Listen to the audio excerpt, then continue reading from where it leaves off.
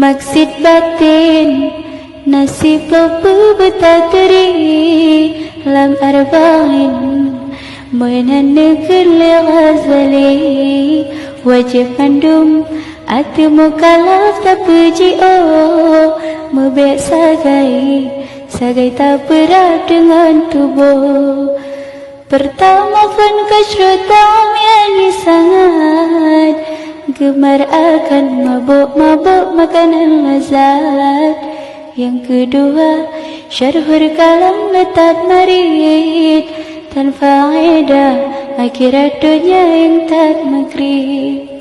Kelera sabiak ni marah berangai gata keperhasat dan kesabar hati gata yakni benci hati gata kenikmat kau yang kagak beri dum ke hamba lehadarat. Kelima kred kata kasih ke harta kenang kasih kemegahan dalam dunia.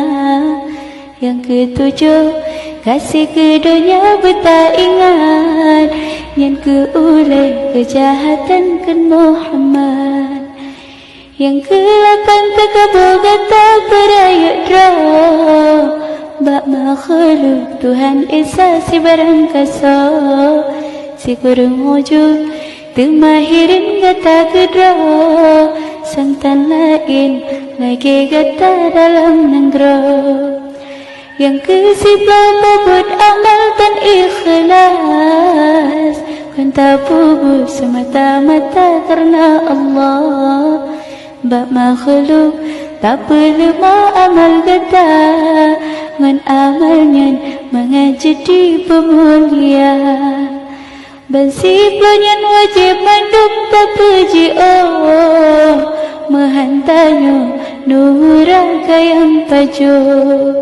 Pegli hati meruno ilmu tasawuf kitab Ghazali hasyai darah tapang beruh.